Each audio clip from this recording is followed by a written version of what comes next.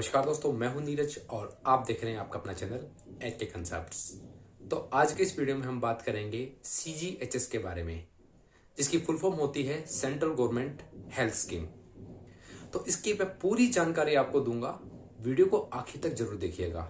साथ में मैं अपना पर्सनल एक्सपीरियंस भी बताऊंगा कि क्या क्या मैंने डिफिकल्टीज यहाँ फेस की है और क्या क्या चीज इसमें अच्छी है। तो वीडियो को आखिर तक जरूर देखिएगा। चलिए वीडियो को स्टार्ट करते हैं। तो सबसे पहला पॉइंट ये है यार कि CGHS का फायदा कौन कौन ले सकता है। अंडरस्टूड सी बात है यार, सभी को मालूम ही होगा, क्योंकि सेंट्रल गवर्नमेंट हेल्थ स्कीम है तो इसमें केंद्रीय सरकार के जितने भी कर्मचारी होते हैं वो इस चीज का बिल्कुल फायदा ले सकते हैं। बट रेलवे के जो कर्मचारी हैं उनको छोड़कर और साथ में दिल्ली एडमिनिस्ट्रेशन के जो कर्मचारी हैं उनको छोड़कर। मैं ये नहीं कह रहा हूं कि दिल्ली गवर्नमेंट वाले या फिर जो रेलवे वाले हैं उनको कोई हेल्थ स्कीम नहीं मिलती है यार। उनकी अपनी डिपार्टमेंट की हेल्थ स्कीम होती है, उनके अलग से कार्ड्स बनते हैं, बट वो CGHS का फायदा नहीं ले सकते हैं। और CGHS में जो पर्सन नौकरी कर रहा है वो तो उसका फायदा ले ही सकता है, साथ में जो नौकरी करके पूरी सर्विस करके रिटायर हो चुका है, अभी पेंशन ले रहा है, वो भी इसका फायदा ले सकता है। और साथ में जो सर्विंग जो एम्प्लॉय होता है उसके जितने भी डिपेंडेंट होते हैं वो भी इसका फायदा ले सकते हैं। फिलहाल CGHS देश की 74 सिटीज के अंदर ही अवेलेबल है। अगर आप इन 74 सिटीज में as a central government employee काम करते हैं तो आप इसका फायदा ले सकते हैं, अपना कार्ड बनवा सकते हैं। और समय समय पर ये नंबर ऑफ सिटीज होती हैं, ये रिवाइज होती रहती है, फिक्स नहीं है। पहले बहुत कम होती थी, अभी धीरे धीरे धीरे ये नंबर ऑफ सिटीज बढ़ाते जा रहे हैं, मतलब अलग अलग सिटीज में आप इसका फायदा ले सकते हैं। पर अब सवाल आता है कि अगर कोई सरकारी कर्मचारी इन सिटी से बाहर काम कर रहा है तो क्या उसको कोई हेल्थ स्कीम का फायदा मिलेगा? क्या वो CGHS के अंडर में इलाज करा सकता है? मैं आपको बता दूं यार कि CGHS सिटीज जो हैं उसके अलावा अगर कहीं भी आप जॉब कर रहे हैं वहां आपके ऊपर एक रूल अप्लाई होता है जिसको बोलते हैं CSMA रूल, यानी central services medical allocation rule. तो इस तरह के जो एम्प्लॉय होते हैं जो सिटी में तो नहीं है जहां पर CGHS है पर आउटसाइड काम कर रहे हैं, वो भी CGHS की सर्विस का फायदा ले सकते हैं, पर उनका कोई कार्ड नहीं बनता है।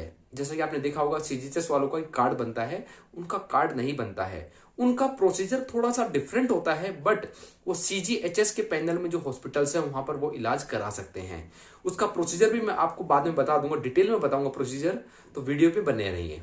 और कभी कभी ऐसी डिफिकल्टी भी आती है कि आप सिटी में काम कर रहे हैं जहां पर CGHS अपनी सर्विसेज दे रहा है, परंतु आपका कोई परमानेंट एड्रेस, लोकल एड्रेस आपके पास नहीं है, यानी ना ही आप आसपास रेंट पर रह रहे हैं, ना ही आपकी फैमिली वहां रह रही है, ना ही कोई ऐसा डॉक्यूमेंट है जो प्रूव करता है कि आप उस सिटी में रह रहे हैं। तो उस कंडीशन में आप क्या कर सकते हैं?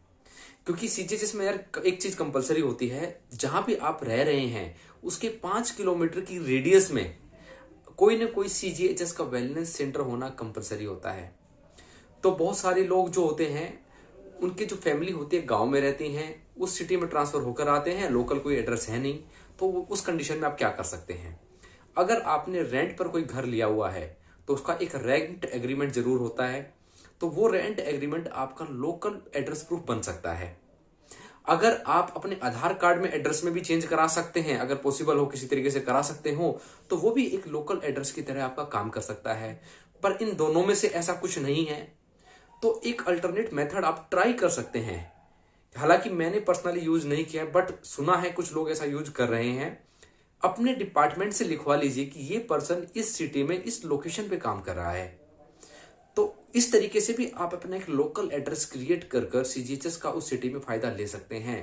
बट अगर आप लोकल एड्रेस कोई क्रिएट नहीं करते हैं तो आपका कार्ड नहीं बनेगा, क्योंकि इसमें लोकल एड्रेस प्रूफ देना कंपलसरी होता है, एक तरीके से डॉक्यूमेंट होता है जो आपको देना ही जरूरी होता है। CGHS अप्लाई करने के लिए आप गूगल में सर्च कर लीजिए, उसमें CGHS फॉर्म्स जो होगा आप सर्च कर लीजिए और प्रिंट आउट ले लीजिए, उसको पूरा भर दीजिए। उसमें अपना नाम भी लिखना होगा आपको और अपने डिपेंडेंट का नाम भी लिखना होगा, अपनी फोटो भी लगानी होगी और अपने डिपेंडेंट्स की भी फोटो एक एक लगानी होगी, अलग अलग फोटोज, कंबाइन फोटो नहीं, सभी की इंडिविजुअल फोटो होगी।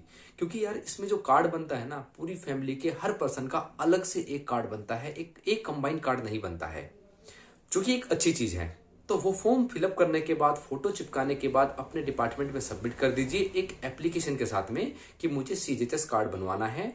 तो वो क्या करेगा डिपार्टमेंट, उस पर अपना जो भी अथॉरिटी होगी वो अपना साइन करेगी, स्टाम्प लगाएगी और एक फॉरवर्डिंग लेटर बनाएगी जो कि होगा उस सिटी में जो सीजीएचएस का जो हेड ऑफिस होता है उसके नाम से। तो आप मैन्युअली जाकर वहां सीधा जाकर उस फॉर्म को सबमिट कर दीजिए। वहां जाने के बाद क्या होता है यार, कुछ जो हेड ऑफिस होते हैं उनकी वर्किंग थोड़ी सी फास्ट होती है।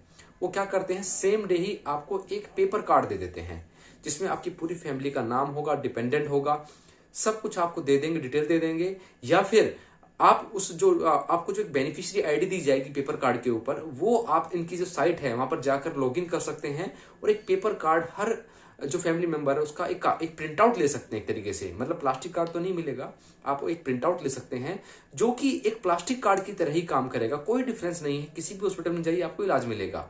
बट जो प्लास्टिक कार्ड होता है ना, उसको आने में 1 महीने से 2 महीने तक भी लग जाते हैं। और कभी कभी तो कुछ कुछ जगह पर, दिल्ली जैसे जहां बिजी शेड्यूल रहता है काफी लोगों का, वहां पर तो आपको 6-6 महीने भी लग जाते हैं। तो बट प्लास्टिक कार्ड की कोई कंपलसरी कोई जरूरत नहीं है। अगर आप चाहते हैं कि पेपर कार्ड से भी आप इलाज करा लें तो वो भी बिल्कुल पॉसिबल है, कोई दिक्कत नहीं होगी।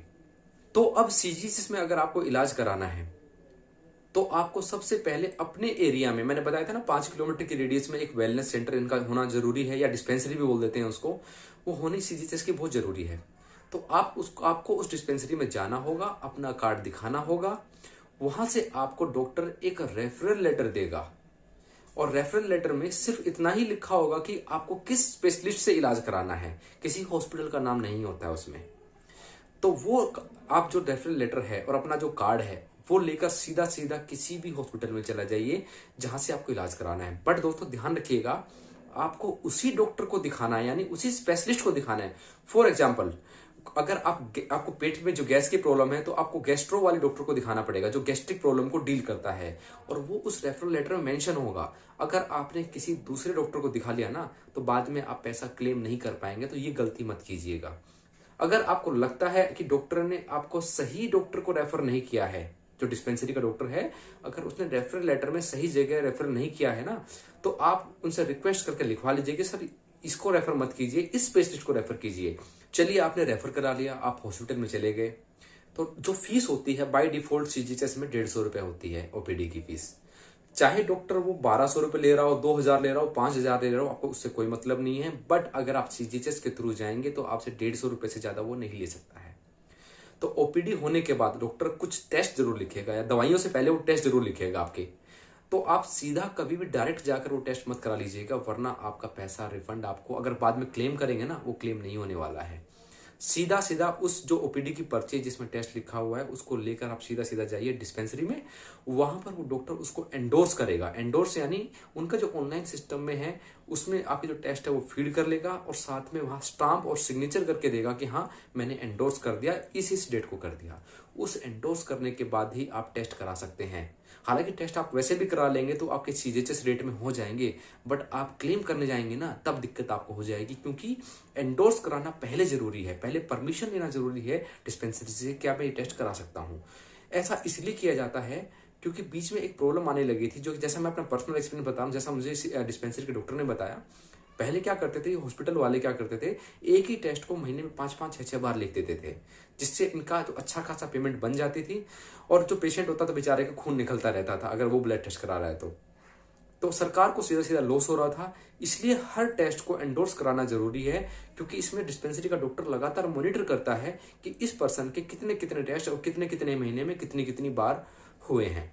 ठीक है, वहां से आप रेफर कराने के बाद उस हॉस्पिटल में जाइए और सीजीएचएस का जो रेट है आप गूगल पे सर्च कर लीजिए, सीजीएचएस रेट लिस्ट। वहां रेट लिस्ट में सारे के सारे टेस्ट के रेट लिखे हुए हैं। उसी रेट में आपका वो टेस्ट करके देंगे। उनके बिल्स वगैरह को संभाल के रखिएगा, क्योंकि वो बाद में क्लेम करने के लिए आपके वही चीजें काम आएंगी। तो टेस्ट आपके हो गए। टेस्ट होने के बाद डॉक्टर को आप जैसे ही दिखाएंगे तो जो आपने स्टार्टिंग में रेफर कराया था ना, उससे एक ओपीडी आप करा चुके हैं, बट एक रेफरल से आप 3 ओपीडी करा सकते हैं 1 महीने के अंदर। अगर आपका 1 महीना क्रॉस हो चुका है ना तो आपको दोबारा रेफर कराना पड़ेगा, और अगर आपकी 3 ओपीडी क्रॉस हो चुकी हैं तो आपको फिर से रेफर कराना पड़ेगा। तो सेम डॉक्टर से आप 3 ओपीडी 1 महीने के अंदर अंदर करा सकते हैं। तो जैसे ही आप उस डॉक्टर के पास जाएंगे, वो क्या करेगा, टेस्ट देखकर कुछ मेडिसिन लिखेगा आपको, ये मेडिसिन 1 हफ्ता खाइए, 2 हफ्ता खाइए। तो वो मेडिसिन वाली जो प्रिस्क्रिप्शन होगी डॉक्टर की, उससे सीधा वहां मेडिसिन परचेज मत कीजिएगा। आपको जाना है सीधा डिस्पेंसरी। डिस्पेंसरी में क्या होगा, वो डॉक्टर होगा, अगर उस डिस्पेंसरी में वो मेडिसिन अवेलेबल है तो आपको तुरंत दे दी जाएंगी। अगर वो अवेलेबल नहीं है तो वो एक डिमांड क्रिएट करेगा, जिसको इंडेंट बोलते हैं वहां पर। तो वो एक लेटर आपको दे देगा और 2 दिन के बाद आने के लिए आपको बोला जाएगा, 1-2 दिन के बाद, जैसा भी डिस्पेंसरी वाला बोले। और आपके पास एक SMS भी आ जाएगा कि आपकी दवाई डिस्पेंसरी में आ गई है, आप कलेक्ट कर लीजिए। तो 2 दिन के बाद जाकर अपनी दवाइयाँ सारी फ्री ऑफ कॉस्ट आप कलेक्ट कर सकते हैं। आपको बाहर से परचेज करने की कोई ज़रूरत नहीं होती है। उसके बाद कुछ टेस्ट होते हैं, कुछ इलाज होते हैं जो कि CGHS के पैनल में नहीं होते हैं। ऐसा मेरे साथ भी हुआ है। तो इस कंडीशन में हॉस्पिटल बोल देगा कि सर ये पैनल में नहीं है, और पैनल में नहीं है और आपने सीधा टेस्ट करा लिया तो आप उसे क्लेम नहीं कर पाएंगे। तो उस कंडीशन में आपको क्या करना होगा, अपने डिपार्टमेंट में आपको रिटर्न एप्लीकेशन देनी होगी कि ऐसा ऐसा टेस्ट डॉक्टर ने लिखा है और ये पैनल में नहीं है। और पैनल में नहीं है कैसे पता चलेगा, क्योंकि डिस्पेंसरी वाला डॉक्टर उसमें लिख देगा कि ये टेस्ट पैनल में नहीं है। तो आप अपने डिपार्टमेंट से परमिशन ले लीजिए। परमिशन लेने के बाद वो टेस्ट आप कहीं भी करा लीजिए, आपका उसका जो क्लेम करेंगे आपको पैसा पूरा का पूरा मिल जाएगा। तो उस चीज़ में घबराने की आपको ज़रूरत नहीं है। अब कुछ भाई बात करते हैं कि यार एडवांस हम ले सकते हैं क्या, या फिर कैशलेस इलाज हम करा सकते हैं क्या। यार देखो, CGHS कार्ड आपका बन गया, आपने कहीं से रेफर नहीं करा, डिस्पेंसरी में भी नहीं गए, आप सीधा किसी भी हॉस्पिटल में जाइए, 150 रुपये फीस दीजिए, अपना इलाज कराइए, टेस्ट सस्ते रेट में करा लीजिए जो CGHS का रेट है। बट बिना रेफरल के आप वो क्लेम नहीं कर पाएंगे, बट सस्ते में इलाज आप बिल्कुल करा सकते हैं। ये एक अच्छी फैसिलिटी है क्योंकि सभी टेस्ट लगभग 1/3 रेट पर आपके हो जाएंगे। अगर आप इमरजेंसी में जाते हैं, मान लीजिए रेफर कराने का समय नहीं, बहुत बड़ी इमरजेंसी आ गई, किसी की जान का सवाल है, आप किसी भी हॉस्पिटल में जाइए, चाहे वो CGHS में है या नहीं है। अगर वो CGHS में नहीं है, फॉर एग्जाम्पल आपका इलाज का 1 लाख खर्चा आ गया है, तो सीधी सी बात है CGHS में वो नहीं है तो अपना पूरा चार्ज लेगा, कोई डिस्काउंट आपको नहीं मिलेगा। पर उसका अगर आप वहां से इमरजेंसी सर्टिफिकेट बनवा लेंगे तो अपने डिपार्टमेंट में आकर CGHS रेट में जितना लिखा है उस इलाज का उतना कम से कम आपको मिल जाएगा। मतलब 1/3 आधा जो भी मिलेगा, कुछ ना कुछ आपको जरूर मिल जाएगा। बट आप इमरजेंसी में किसी CGHS हॉस्पिटल में पहुंच गए और वहां पर आपने इलाज करा लिया बिना रेफरल के डिस्पेंसरी के, तो उस कंडीशन में अगर आपको इमरजेंसी सर्टिफिकेट हॉस्पिटल देने को तैयार हो जाता है तो उस कंडीशन में जो भी इलाज आपका वो हॉस्पिटल करेगा CGHS रेट में करेगा और सारा का सारा पैसा आपको मिल जाएगा। अब बात करते हैं कैशलेस की। ठीक है यार, अगर आपके पास इतना पैसा नहीं है कि कोई बड़ा टेस्ट, कोई बहुत बड़ी सर्जरी आपके सर पे आ गई है कि लाखों रुपया खर्च होने वाला है इस इलाज में, और आपके पास इस समय उतना पैसा नहीं है कि आप CGHS रेट में भी उसका खर्चा चुका सकें, तो ऐसी कंडीशन में आप क्या कर सकते हैं, अपने डिपार्टमेंट को से एक रिक्वेस्ट कर सकते हैं एडवांस देने के लिए। तो आपको क्या करना होगा, हॉस्पिटल में जाइए और जो भी इलाज है उसका एक वो एस्टिमेट बना के देंगे कि भाई इस इलाज में इतना इतना इतना इतना खर्चा आने वाला है। तो वो खर्चा आप अपने डिपार्टमेंट में सबमिट कर दीजिए एप्लीकेशन के साथ में, और आपका डिपार्टमेंट अगर एग्री हो जाता है तो आपको सारा का सारा पैसा जितना आपके एस्टिमेट में है लगभग आपको एडवांस में दे दिया जाएगा। इससे यार फायदा ये होता है, कुछ बड़ी बीमारियां होती है इसमें लाखों खर्चा आ जाता है यार, हर एम्प्लॉय होता है, उतनी तनख्वाह नहीं होती सरकारी कर्मचारियों की। तो उस कंडीशन में आप वो इलाज, जो महंगे इलाज हैं, आप एडवांस लेकर भी एक तरीके से कैशलेस के फॉर्म में आप अपना इलाज करा सकते हैं। और अब मैं बात करूंगा कि स्टार्टिंग में मैंने बताया था जो CSMA रूल है उसमें आपको क्या करना होता है। कार्ड तो आपके पास है नहीं, आप सीधा जाके हॉस्पिटल में बोलोगे वैसे मैं सरकारी कर्मचारी हूं, मेरा कार्ड नहीं है, पर मेरा इलाज कर दीजिए, ऐसा नहीं होता है। ऐसी कंडीशन में जो आपके डिपार्टमेंट का कोई हॉस्पिटल या कोई डॉक्टर होगा या आपका डिपार्टमेंट कोई रेफरल लेटर जरूर बना के देगा, कार्ड तो नहीं होगा बट एक रेफरल लेटर आपको जरूर देगा, चाहे वो ऑनलाइन हो चाहे ऑफलाइन हो, वो आपको एक दे देंगे। और वो रेफरल लेटर लेकर आपको हॉस्पिटल में जाना होगा। और हॉस्पिटल में जाने के बाद इसमें एक अच्छी चीज मैं बताता हूँ आपको यार, CGHS कार्ड में क्या होता है, हर बार डिस्पेंसरी भाग कर आओ। सबसे खराब चीज मुझे ये लगी, टेस्ट कराना है डिस्पेंसरी से आओ, दवाइयां लेनी है डिस्पेंसरी में आओ, सर्जरी करानी है तो उसकी परमिशन लेने के लिए भी आप डिस्पेंसरी में आइए। बट CSMA में क्या होता है, एक बार अगर आपने रेफरल करा लिया तो अपना टोटल पूरा इलाज करा लीजिए, उसके सारे बिल्स वगैरह अपने पास इकट्ठा करके रख लीजिए और आकर आप सीधा एक साथ पैसा क्लेम कर सकते हैं। हर बार आपको दौड़ के आने की जरूरत नहीं है कि भैया हमें बार बार दौड़ के आना पड़ रहा है। तो ये चीजें बहुत अच्छी हो जाती हैं। बट इसमें एक बुरी चीज क्या होती है कि आपके पास कोई कार्ड नहीं है, क्योंकि कार्ड बहुत बार ऐसा होता है कि आपको यार 200-300 रुपए का कोई टेस्ट कराना होता है और आप झंझट मोल नहीं लेना चाहते कि बार बार मैं डिस्पेंसरी में जाऊं, परमिशन लूं। तो उस कार्ड की मदद से आप सीधा हॉस्पिटल में जाके इलाज अपना करा सकते हैं। बट CSMMA में आपको रेफरल जरूरी हो जाता है। बिना रेफरल के आप CGHS रेट से इलाज नहीं करा सकते हैं और ना ही आप अपना जो इलाज का पैसा है वो क्लेम कर सकते हैं। तो दोस्तों ये थी पूरी जानकारी CGHS हेल्थ स्कीम के बारे में। अगर गलती से मेरे से कोई पॉइंट छूट गया हो तो कमेंट बॉक्स में जरूर बताइएगा। मैं पूरी कोशिश करूंगा, अगर मुझे जानकारी होगी मैं आपको तुरंत रिप्लाई दूंगा। अगर मुझे जानकारी उसके बारे में नहीं होगी तो मैं कहीं ना कहीं से इन्फॉर्मेशन निकाल के आपको जरूर दूंगा, मैं आपका रिप्लाई जरूर करूंगा। आपका वीडियो देखने के लिए बहुत बहुत धन्यवाद। और आपसे एक रिक्वेस्ट है, अगर आपको वीडियो पसंद आया हो ना, प्लीज चैनल को सब्सक्राइब जरूर करें और वीडियो को लाइक जरूर करें।